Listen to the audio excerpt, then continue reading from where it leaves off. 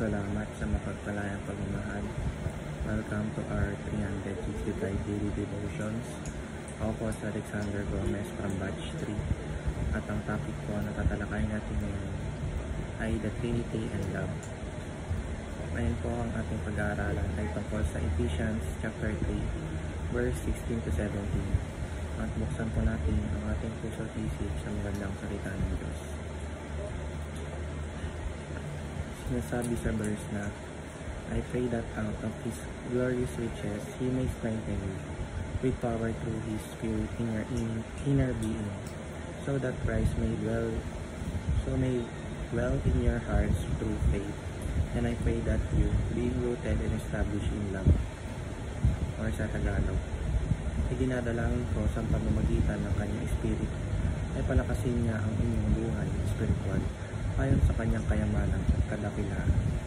Naway manatili si Kristo sa inyong mga puso sa pamamagitan ng inyong pananalig. Dalangin ko na ang pag-ibig ang maging ugat at pundasyon sa lahat ng inyong gawain.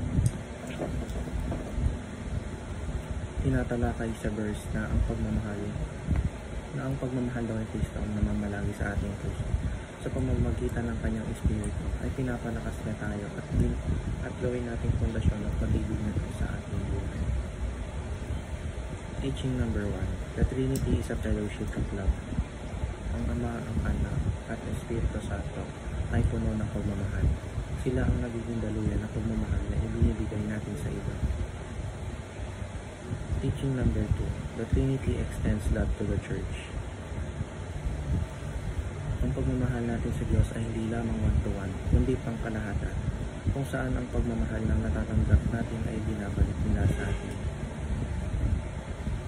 Teaching number 3. The Trinity deserves love to be our foundation. Ang tatlong ito ang nagiging motivation at nagubos sa atin upang tayo ay magmahal. Ito ang nagiging pundasyon ng nag-aalab nating pagmamahal sa iba. Application number 1. Love one another. Mahalin natin ang bawat isa, kagaya ng pagmamahal natin at pagmamahal ng Kristo sa atin. Ang ganitong klase ng pagmamahal, ang pagmamahal na ikinalulugod ng Panginoon. Application number 2. Prove our fellowship with God. Pinapakita natin sa iba, gamit ang pagmamahal kung paano kumilos at gumawa ang Diyos sa buhay natin. Patunayan natin na ang pagmamahal ng Diyos ay kayang baguhin ang anumang hindi maganda. Application number 3. Be rooted and established in God's love.